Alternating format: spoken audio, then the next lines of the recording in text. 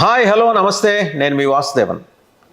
ఒక 15 మంది జర్నలిస్టుల బృందం 45 రోజుల పాటు ఆంధ్రప్రదేశ్లోని 13 ఉమ్మడి జిల్లాల్లో పర్యటించి ఒక 15 నుంచి 20 పారామీటర్స్ని బేస్ చేసుకొని జరిపిన సర్వేలో అస్టానిషింగ్ రిజల్ట్స్ బయటకు వచ్చినాయి. ఏంటంటే out of 175 assembly segments 76 assembly సెగ్మెంట్స్లో కీన్ కంటెస్ట్ నడవబోతోంది. 76 అంటే ఇంకా మిగిలినవన్నీ 99. 99లో తెలుగుదేశానికి 62, వైసీపీకి 27, జనసేనకి 10 దక్కుతాయి. ఖచ్చితంగా ఈ సెగ్మెంట్లో గెలవబోతోంది, ఈ పార్టీలు గెలవబోతున్నాయి అని చెప్పేసి ఆ సర్వే అవుట్కమ్. సరే, అంటే ఇప్పటివరకు వచ్చిన సర్వేలతో పోలిస్తే ఇది కొంచెం డిఫరెంట్గా అనిపిస్తుంది. జనసేన ఉభయ గోదావరి జిల్లాల్లో రఫ్ ఆడేస్తుంది అనుకుంటే అక్కడ కూడా జనసేనని డామినేట్ చేస్తూ టీడీపీ ప్రజెన్స్ కనబడటం అనేది ఇప్పుడు ఈ 15 మంది జర్నలిస్టుల బృందం ఎవరి గైడెన్స్లో పనిచేసింది అనే దాని మీద అనుమానాలు వస్తాయి. సరే, అంటే అనుమానాలు ఎక్కువగా రాకూడదనే ఉద్దేశంతోనేమో తెలుగుదేశాన్ని స్పీడ్ని 62 దగ్గర ఆపేశారు. వైసీపీకి 27 సీట్లే దొరుకుతాయని గెలుస్తుందని చెప్తున్నారు వైసీపీ. జనసేన 10 దగ్గర ఆపేశారు. అంటే 62-10 కలిసిన 72. కీన్ కంటెస్ట్ 77 ఉంది కదా, అందులో ఒక 30 టీడీపీకి లేదా టీడీపీకి పోల్ అవుతాయి, అదే టీడీపీ గెలుస్తుంది ఆ 30 సెగ్మెంట్లో అని ఒక అంచనాకు వచ్చేశారు. ఏదే అవుట్ ఆఫ్ 76లో. అంటే ఈ 62-10 72-30 వచ్చేప్పటికి 102 మళ్ళీ టీడీపీయే గవర్నమెంట్ ఫామ్ చేస్తుంది. ఈ బేసిస్ ఏంటి? ఆ 15 మంది జర్నలిస్టులు ఎవరు? ఇప్పుడు ఆ 15 మంది జర్నలిస్టుల కోసం జనం గూగుల్లో ఎతుకుతున్నారనమాట. వైసీపీకి 27 వస్తాయట. మళ్ళీ ఎవరికి అనుమానం రాకూడదు అన్నట్టు అంటే అచ్చెన్నాయుడు గారు ఏమన్నా చెప్తుంటారు కదా, 160 సీట్లు జనసేన టీడీపీ కాంబినేషన్ అని. ఆయన చెప్పేదానికి ఏనాడు లాజిక్ ఉండదు, క్రెడిబిలిటీ కూడా ఉండదు. పైగా ఆయన ఎప్పుడు ఏం మాట్లాడతారో గడిచిన 2-3 ఏళ్ళుగా చూస్తే ఎవరికైనా అర్థమవుతున్న పరిస్థితి. సో అచ్చెన్నాయుడు చెప్పింది జనం నమ్మట్లేదు కాబట్టి జనాన్ని నమ్మించడానికి వీలుగా జనసేనకి 10 సెగ్మెంట్ ఏంటండి? ఏమన్నా అసలు అర్థం ఉందా?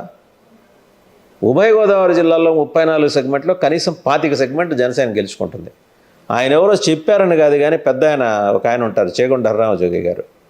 60-70 సీట్లలో జనసేన 2019 ఎన్నికల్లోనే 10,000కు పైగా ఓట్లు సంపాదించుకుంది, 10,000 నుంచి 20,000. మరి అటువంటి జనసేనకి 10 సీట్లతోటి అక్కుం చేసేద్దామనే ప్రయత్నం ఏంటి? అసలు ఈ సర్వే క్రెడిబిలిటీ ఏంటి ముందర? పైగా ఈ సర్వేకి వాళ్ళు వేసుకున్న మాస్క్ కూడా ఏంటంటే ఒక ప్రముఖుడు, రాజకీయంగా ప్రముఖుడు, ఇంటలెక్చువల్స్ సర్కిల్స్లోనూ ప్రముఖుడు, ఆయన ఆర్గనైజేషన్ పేరుని ట్యాగ్ చేసుకున్నారు.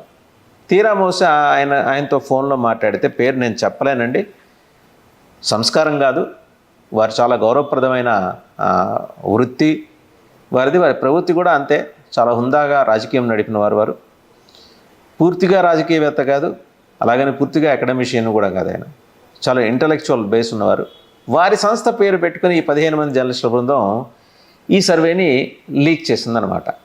ఆ లీక్ చేయటం కూడా ఏంటి, పైన ఆయన పేరు పెడితే ఖచ్చితంగా దీన్ని నమ్ముతారు జనం అని.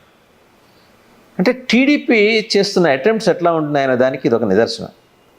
వాళ్ళకి మరీ ఎక్కువ ఇచ్చుకోలేదు, కానీ అధికారానికి దగ్గరలో ఉన్నామని. జనసేనని ఎలా బీలిటిల్ చేయాలి? ఏదో ఇచ్చామంటే ఇచ్చామన్నట్టు, గెలిచారంటే గెలిచారన్నట్టు ఒక 10 సీట్లు గెలుస్తుంటా. మరి 2-3 అంటే జనం ఎమ్మడిపడి కొడతారనేమో ఆ సర్వే చేస్తున్న సోకాళ్ళు 15 మంది జర్నలిస్టుల బృందం గురించి నేను మాట్లాడుతున్నా. వాళ్ళు ఎంతమంది జర్నలిస్టులు ఉన్నారో, ఎంతమంది టీడీపీకి అనుబంధంగా పనిచేస్తున్నారో మనకు తెలియదు. ఇదైతే ఎస్టాబ్లిష్ అయిన వాస్తవం. అలాగే వైసీపీకి 27 స్థానాలట. వైసీపీ హీనంలో హీనం. వాళ్ళు అంటే యాజ్ ఇట్ ఈజ్గా ఎన్నికలు జరిగితే వైసీపీ లెక్క అంటే హీనంలో హీనం 80 నుంచి 85 తెచ్చుకుంటామని వాళ్ళని 27 సర్దేశారు. సరే, వైసీపీకి 27 వస్తాయా, 2 వస్తాయా, 7 వస్తాయా, 151లో 15 వస్తాయా, 51 వస్తాయా, లేకపోతే ఆ 2 అంకెలు కలిపి 11 వస్తాయా? దీని మీద చాలా స్పెక్యులేషన్స్, బెట్టింగ్స్ నడుస్తూనే ఉన్నాయి. ఆ అంశం పక్కన పెడితే అసలు ఇంతకీ ఆ 15 మంది జర్నలిస్టుల బృందం ఫలానా పెద్ద మనిషి గారి సంస్థని ఎందుకు ట్యాగ్ చేయాల్సి వచ్చింది, వారి పేరుతో ఈ సర్వే ఎందుకు జరపాల్సి వచ్చింది అనే ప్రశ్న ఆ ఫోన్ నెంబర్ తీసుకుని నేను అడిగితే వారు తత్తరపడుతూ మాది గోదావరి జిల్లా అండి, ఫలానా ఆయన గారి మనవడినండి అని ఆయన చెప్పుకొచ్చిన తీరులోనే ఎక్కడో శాంక్టిటీ కొరవడింది అనే అనుమానం నాకు కొట్టింది. సరే, అప్పటికి పరిపరి విధాల అంటే 62 టీడీపీ, 27 వైసీపీ, 10 జనసేన, 76 కీన్ కాంటెస్ట్లో అవన్నీ కూడా మ్యాక్సిమం టీడీపీకి వెళ్ళిపోతాయన్నట, మళ్ళీ ఆ ముక్తాయింపు. సో ఇది కూడా జనవరి 10వ తారీఖు నుంచి వెనక 45 డేస్ పాటు జరిపిన అవుట్కమ్ ఆ పెద్ద మనిషి చెప్పింది. దాని సోకాళ్ళు సర్వే సూపర్వైజర్ అని రాసుకున్న పెద్ద మనిషి చెప్పింది. మిగిలిన వివరాల జోలికి నేను వెళ్ళలేను, కానీ వాళ్ళు వాడుకున్నది అసలైన పెద్ద మనిషి, జనం అందరూ మర్యాదగా చూసే ఒక పెద్ద ఆయనకు సంబంధించిన సంస్థ పేరును వాడుకోవటమే ఇక్కడ రకరకాల అనుమానాలకు తాగుతీస్తుంది. తీరా మోసి వారిని అడిగితే అటువంటిది ఏమీ లేదని వారు నిక్కచ్చిగా చెప్పారు. అందుకనే వారి పేరు నేను చెప్పట్లా.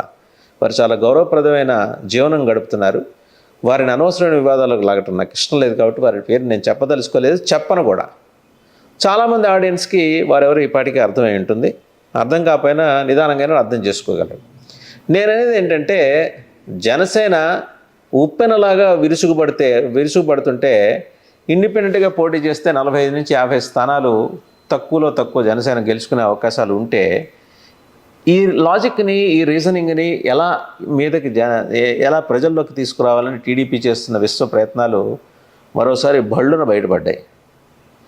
సో అంటే తమ అలయన్స్ పార్ట్నర్ అని చెప్పేసి ఆయనేమో పాపం పొద్దున పూట సినిమాలు చేసుకుంటూ సాయంత్రం పూట ఆఫీస్కి వచ్చి జనసేన కోసం ఆ సినిమాల్లో సంపాదించిన డబ్బు తీసుకొచ్చి పార్టీ కోసం పెట్టి నానా తంటాలు పడి దానికి రంగు, రుచి, రూపం, వాసన అన్నీ ఇస్తుంటే దాన్ని సాబిటైజ్ చేసే ప్రయత్నం తెలుగుదేశం నుంచి జరుగుతుంది.